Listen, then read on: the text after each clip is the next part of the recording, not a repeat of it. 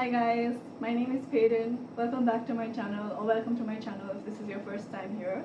I'm really excited to film this video because it's a little detour from what my content usually is. My usual content is makeup videos and vlogs, but for this video I'm gonna dive into another passion of mine, which is reading. I don't know how many videos I've posted till this video because I did film quite a lot of videos before. I just haven't posted them, so I don't know the positioning of this video in accordance to the timeline of my channel, but I'm really excited. For the last 2 years I have been back into my reading groove. I have been reading books like crazy. I have been devouring my favorite genres, and so I wanted to film this video. I have a little haul that I've accumulated through the year of 2024, which I know just started. I have bought more books, but these are the ones that I bought recently. And of course I have a Kindle, so I have a Kindle account, so I have been reading books online too. For this video I'm going to show you a little haul of all the books that I've got, and also a little stationery haul, not a lot, just a small one, so hopefully this video is going to be concise. According to the timeline that I bought it, the first book I bought, or the last book I bought, was If We Were Villain. Now, if you all are a fan of Dark Academia, then you know this book. I bought this alongside The Secret History by Donna Tartt. I bought Secret History first because that's what people recommend, that you read Secret History and then If We Were Villains, because this has been inspired by The Secret History. So if you've read Secret History and you love Shakespeare, as you can see, if you love Shakespeare, then I think you're gonna love this book. And I haven't read the book obviously, but I've heard really good things about it. I have consumed BookTok content like crazy, so I'm really excited to read this book. So the blurb reads that Oliver Marks has just served 10 years for a murder he may or may not have committed. On the day of his release, he is greeted by the detective who put him in prison, Detective Colborne. If you know Dark Academia, then you know that the plot usually goes that there's a murder, there's a mystery in school, usually in high society, with cult-like behavior. It's very immersive. We go to the perspective of Oliver, who is the protagonist and who tries to infiltrate the group of elites who are used to playing the same characters in the theater. A new teacher comes and distributes their roles in a new way. This makes the good friendship that all the characters have into a rivalry of sorts, and then there's a murder. As I said in the start of the book, we find out that there's been a murder which Oliver has been convicted for.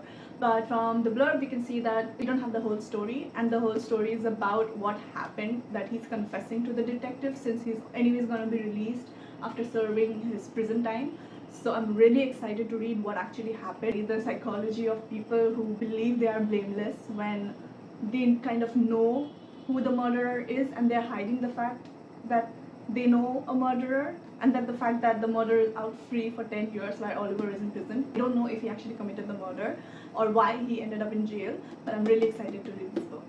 Oh, and Amazon for some reason for these two books, I'm so annoyed because I got like a pirated copy for both. I immediately got a new book, and this is the original text. Thankfully I got the original text the second time.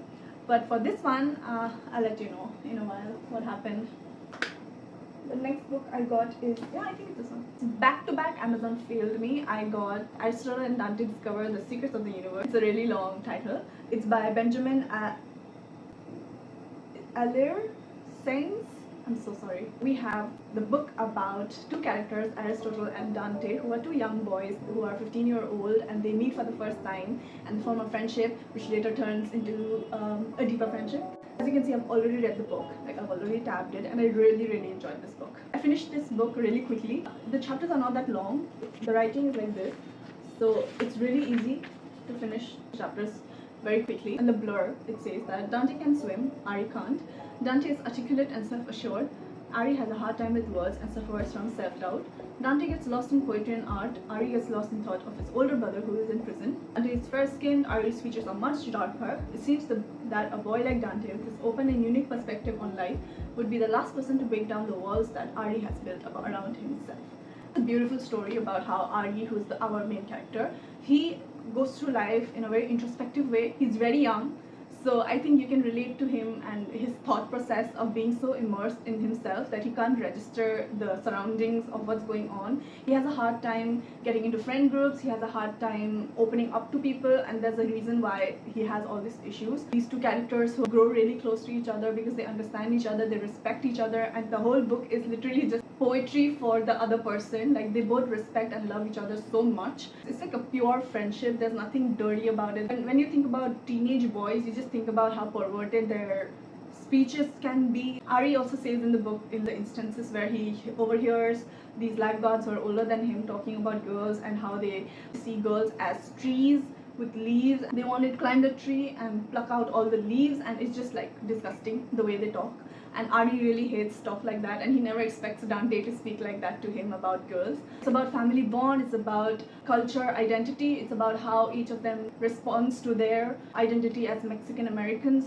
They never feel like they are accepted anywhere 100%. They're not never 100% Mexican, they're never 100% American, which I feel like I relate to. A lot of people will relate to it that way, that they're not 100% of anything. I really connected more particularly with Dante than Ari, because Ari finds himself more comfortable with his Mexican roots, and Dante is like very uncomfortable. He doesn't like being Mexican, he doesn't like being called Mexican, and he doesn't like the stereotype of being Mexican. And Ari is like very comfortable, he jokes around with his mother and stuff. So they go through their struggles together and separately, and I just feel like this book is really, really good for young adults. It's a bit youngish in the writing style. If you're more into like complex literature and the character development, you might not enjoy it as much because it's a little bit childish, but they're 15-year-olds, come on, and it's young adult. It's not even marketed for us. I really enjoyed it, and I really recommend it to people who want to go and read young adult fiction, because I just really enjoyed it. After I finished reading this, I immediately got the second volume, which is Aristotle and Dante Dive Into the Waters of the World, and I don't know anything about this. Like, I didn't even read the blurb, I just got it because I finished the book and I loved it so much that I got it.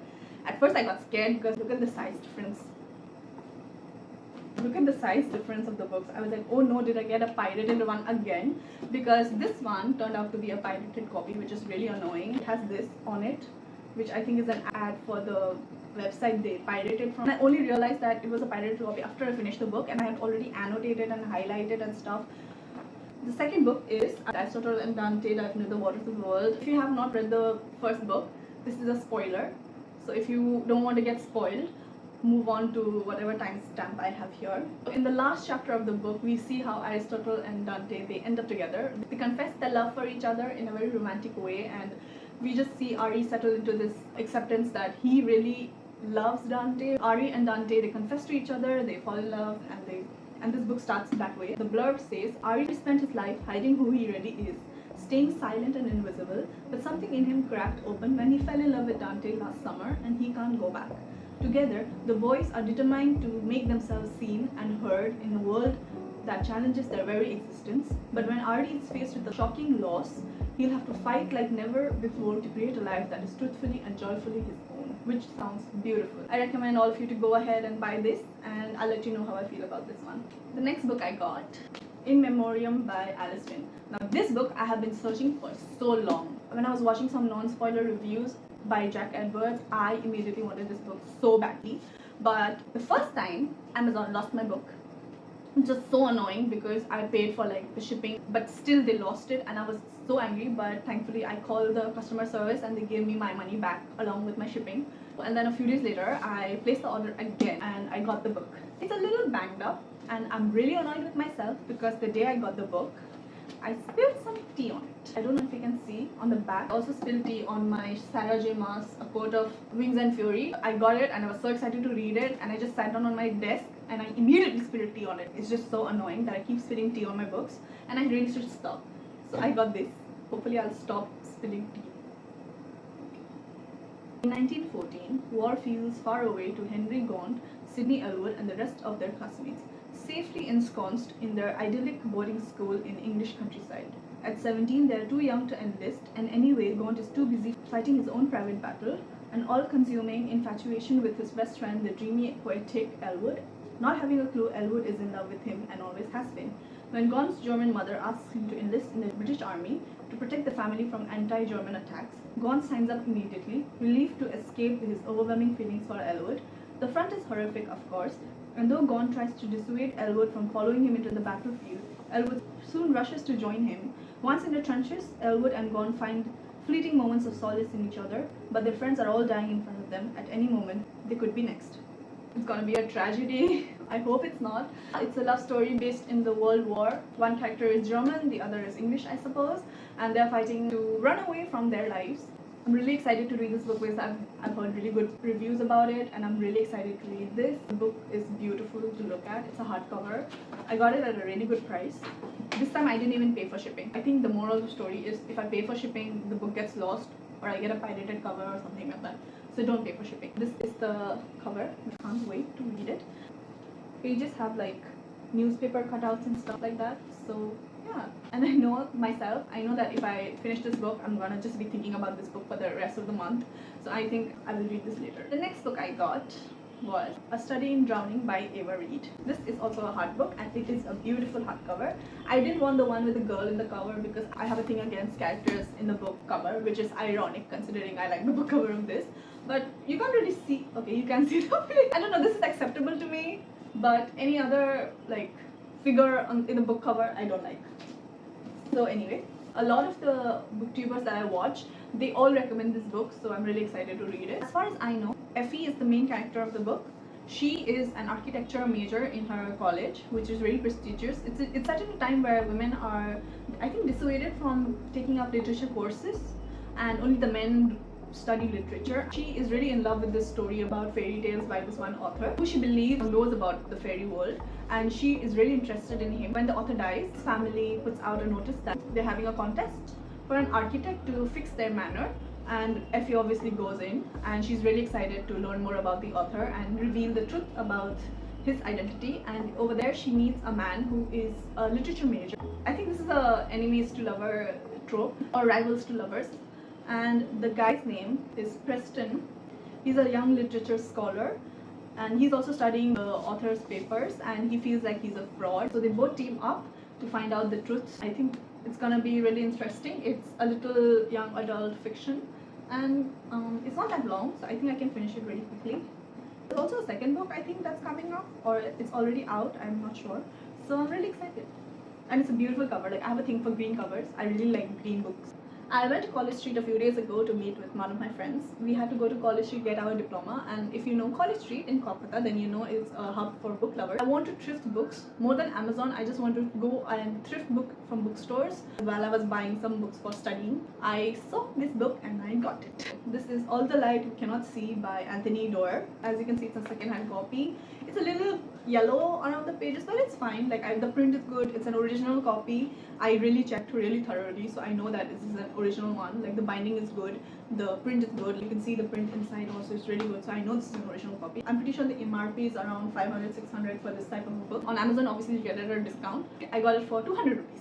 I could have asked for a discount, but anyways, I was buying lots of books. I was like, okay, whatever, like, I'll just get it, it's fine. This book from the blurb: open your eyes and see what you can with them before they close forever. Marie-Laure, blind age of 6, the world is full of mazes.